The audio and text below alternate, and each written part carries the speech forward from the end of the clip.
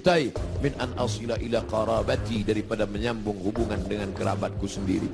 Motivasi itulah yang membuat al-fakir yang hina datang menjumpai Habib Rizik Syihab, mencium tangannya, memeluknya, karena dia salah satu dari bagian keturunan Rasulullah sallallahu alaihi wasallam yang berpegang teguh kepada ahlu sunnah wal jamaah. Kita muliakan mereka bukan hanya sekedar darahnya mengalir dalam darah mereka, darah Nabi ada dalam darah mereka, tapi juga karena mereka memperjuangkan syariat datuk mereka. Kita ikut bersama mereka. Yang kita inginkan adalah kita semua bersama, anak, istri, keturunan, cucu, cicit, sahabat, kerabat, jamaah, bersama dengan Nabi Muhammad sallallahu alaihi wasallam. Saya pribadi, atas nama pribadi, sekali lagi atas nama pribadi, saya membuka sayembara bagi siapa saja yang bisa menemukan dan menangkap sosok Budi Djarot dimanapun dia berada. Barang siapa yang bisa menemukan dan menangkap Budi Djarot, terus kemudian memberikan pelajaran secukupnya untuk kemudian diserahkan kepada aparat kepolisian setempat, maka saya akan memberikan hadiah sejumlah 5 juta rupiah.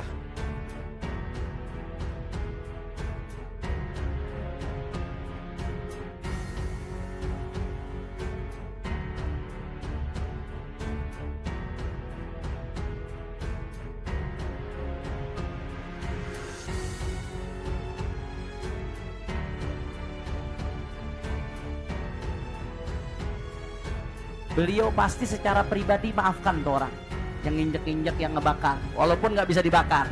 Tapi kita sebagai murid beliau, pecinta beliau, demi Allah kita nggak terima, saudara. Kenapa demikian? Karena bagi kita ini bukan urusan pribadi, ini urusan darah daging Rasulullah. Seorang muslim sudah tahu apa yang mesti kita lakukan, saudara. Makanya saya mau tanya umat Islam, kira-kira rela tidak ulama kita diperlakukan sedemikian rupa? Rela atau tidak? Rela atau tidak? Makanya kita minta kepada kepolisian, tolong usut. Jangan sampai yang seperti ini lolos, saudara. Jangan sampai. Kalau sampai ini lolos, maka jangan salahkan umat Islam, ambil langkah sendiri-sendiri karena kecintaan kita kepada mereka, saudara.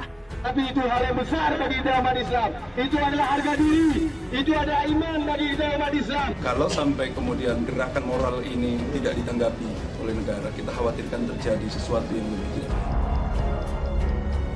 Kolonel Purnawirawan Sugeng Waras mengatakan, tangkap Budi Djarot atau peradilan jalanan. Itu adalah pengkhianat.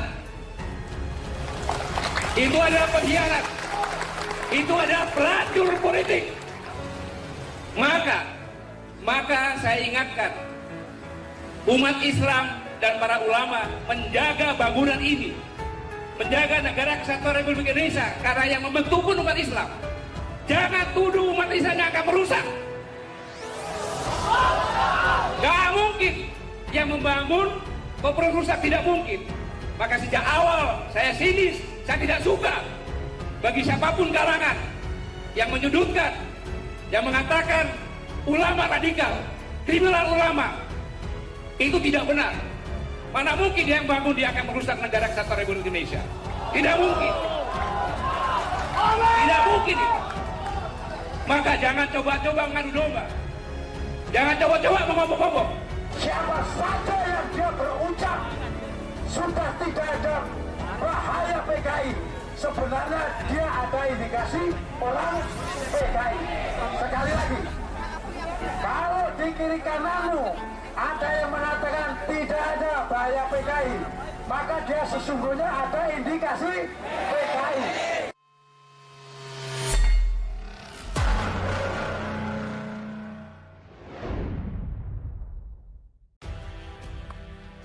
Kolonel Purnawirawan Sugeng Waras mengatakan, tangkap Budi Djarot atau peradilan jalanan. Polisi harus menangkap koordinator lapangan atau korlap demonstrasi di depan gedung DPR MPR yang menginjak-injak dan membakar poster Habib Rizik Syihab atau HRS Budi Djarot.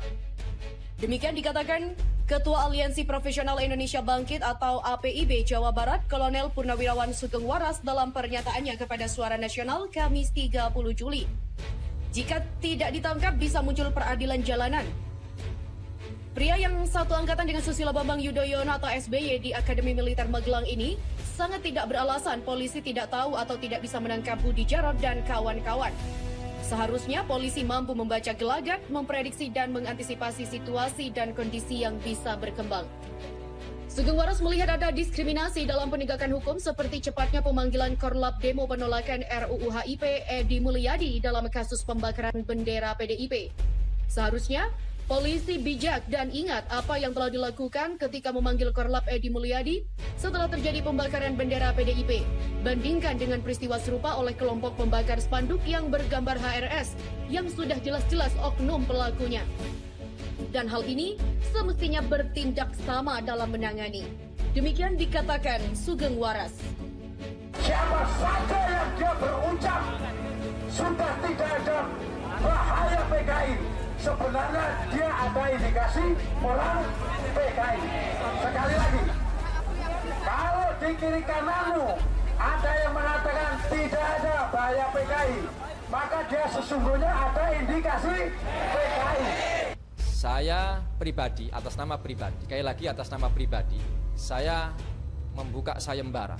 Membuka sayembara bagi siapa saja yang bisa menangkap, menemukan dan menangkap sosok Budi Djarot dimanapun dia berada. Barang siapa yang bisa menemukan dan menangkap Budi Djarot, terus kemudian memberikan pelajaran secukupnya untuk kemudian diserahkan kepada aparat kepolisian setempat, maka saya akan memberikan hadiah sejumlah 5 juta rupiah.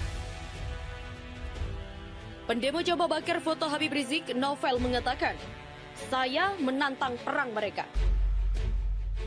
Sebuah video yang memperlihatkan puluhan massa pendemo menginjak-injak, melempar dengan tomat dan berusaha membakar foto Habib Rizik Syihab viral di media sosial. Hal itu terjadi sejak Senin malam. Berdasarkan pengamatan pada video itu, peristiwa tersebut diduga terjadi di depan Kompleks DPR RI Jakarta pada Senin 27 Juli. Menanggapi hal tersebut, Wasekjen Persaudaraan Alumni 212 Novel Bamukmin mengutuk dan mengecam perlakuan puluhan massa tersebut terhadap foto Habib Rizik Syihab. Perlakuan terhadap poster imam besar umat Islam jelas sudah kelewat batas sebagai orang yang mempunyai Tuhan. Dan saya selaku Wasekjen PA 212 sangat mengutuk dan mengecam serta menantang mereka untuk perang. Begitulah kata Novel kepada telusur.co.id. Novel menuding perbuatan ini jelas dilakukan oleh neo-PKI karena hanya PKI yang jelas menghina ulama dan menantang ulama. Karena ulama adalah garda terdepan yang mengawal Pancasila dan PKI sejak tahun 1965 memang selalu menjadikan Pancasila sebagai kedok mereka. Karena sejatinya tidak mungkin komunisme menerima ketuhanan yang Maha Esa. Menurut Novel, aksi mereka adalah pelampiasan kekesalan lantaran RUU HIP gagal disahkan karena isinya ingin merubah Pancasila dengan Trisila dan Ekasila. Bahkan, mereka menolak TAP MPRS nomor 25 tahun 1966 yang melarang komunisme, Marxisme dan juga Leninisme. Dengan demikian, mereka marah luar biasa sampai-sampai sudah kesetanan dan mencoba membakar poster imam besar umat Islam yang ternyata gagal.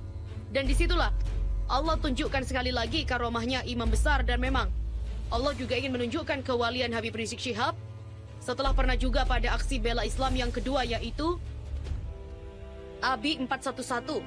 Allah tunjukkan karomahnya Habib Rizik yang diberondong tembakan gas air mata tapi beliau tidak bergeming sedikit pun. Apalagi beliau tumbang seperti kita-kita yang tumbang dan kocar-kacir dengan tembakan gas air mata. Novel menyebut para gerombolan neo-PKI itu disinyalir jika RUU HIP disahkan.